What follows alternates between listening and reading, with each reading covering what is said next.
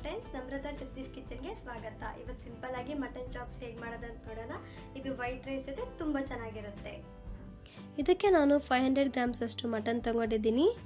ಒಂದು ಟೊಮೆಟೊ, 2 ರಿಂದ 3 ಹಸಿಮೆಣಸಿನಕಾಯಿ, ಕೊಬ್ಬರಿ ತುರಿ ಅರ್ಧ, ಸ್ವಲ್ಪ ಕೊತ್ತಂಬರಿ ಸೊಪ್ಪು, 1 ಸ್ಪೂನ್ ಟರ್ಮರಿಕ್ ಪೌಡರ್, 3 ರಿಂದ 4 ಸ್ಪೂನ್ ಅಷ್ಟು ಎಣ್ಣೆ, ಸಾಲ್ಟ್, 1 ಸ್ಪೂನ್ ಅಷ್ಟು ಪೆಪ್ಪರ್ ಪೌಡರ್, ಲವಂಗ ಚಕ್ಕೆ 2 ರಿಂದ 3, ಜಿಂಜರ್ ಗಾರ್ಲಿಕ್ ಪೇಸ್ಟ್ 1 ಮತ್ತು ಈರುಳ್ಳಿ 1.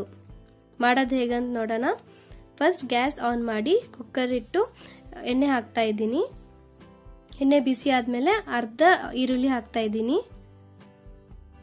ಇನ್ನು ಅರ್ಧ ಮಸಾಲೆ ಮಾಡಬೇಕಾದ್ರೆ ಹಾಕೋಣ.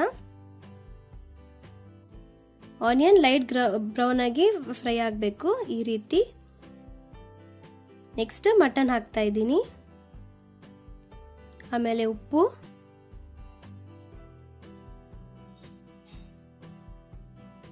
ಟರ್ಮರಿಕ್ ಪೌಡರ್, ಪೆಪ್ಪರ್ ಪೌಡರ್ ಮತ್ತೆ ಟೊಮೆಟೊ ಚೆನ್ನಾಗಿ ಮಿಕ್ಸ್ ಮಾಡಬೇಕು.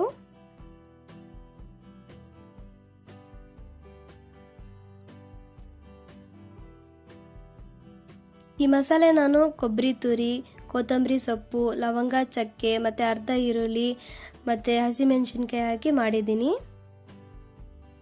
2 ರಿಂದ 3 ಸ್ಪೂನ್ ಅಷ್ಟು ಹಾಕ್ತಾ ಇದ್ದೀನಿ.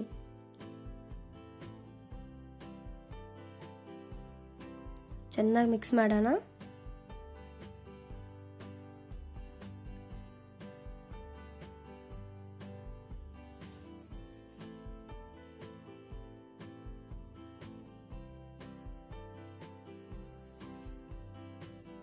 ಒಂದ್ಸಲ ಉಪ್ಪು ಕರೆಕ್ಟ್ ಆಗಿದೆಯಾ ಅಂತ ನೋಡಿ ನೀರು ಹಾಕೋಣ.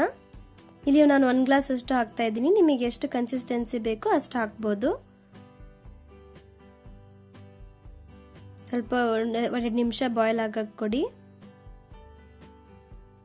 ಆಮೇಲೆ ಕುಕ್ಕರ್ ಲಿಡ್ನ ಕ್ಲೋಸ್ ಮಾಡಿ ಒಂದು 10 ರಿಂದ 15 ವಿಸಿಲ್ಸ್ ಕೊಡ್ತಾ ಇದ್ದೀನಿ. ಮಟನ್ ಚೆನ್ನಾಗಿ ಬಾಯ್ಲ್ ಆಗಬೇಕು. ಇದು ಡಿಪೆಂಡ್ ಆಗುತ್ತೆ ಎಷ್ಟು ಮಟನ್ ಹೇಗಿದೆ ಅಂತ.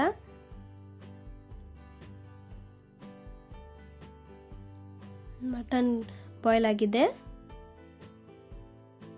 ಅಷ್ಟೇ, ಸಿಂಪಲ್ ಮಟನ್ ಚಾಪ್ಸ್ ರೆಡಿ ಆಗಿದೆ. ಈ ರೆಸಿಪಿ ನಿಮಗೆ ಇಷ್ಟ ಆದರೆ ನೀವು ಸಹ ನಿಮ್ಮ ಮನೆಯಲ್ಲಿ ಟ್ರೈ ಮಾಡಿ ಮತ್ತು ನಿಮ್ಮ ಕಮೆಂಟ್ಸ್ ಅನ್ನು ನನಗೆ ಫೀಡ್ಬ್ಯಾಕ್ ದ್ವಾರ ಶೇರ್ ಮಾಡಿ. ಮತ್ತಷ್ಟು ಒಳ್ಳೆಯ ರೆಸಿಪೀಸ್ಗಾಗಿ ನಮ್ಮ ಚಾನಲ್ ಅನ್ನು ಸಬ್ಸ್ಕ್ರೈಬ್ ಮಾಡೋದು ಮರಿಬೇಡಿ.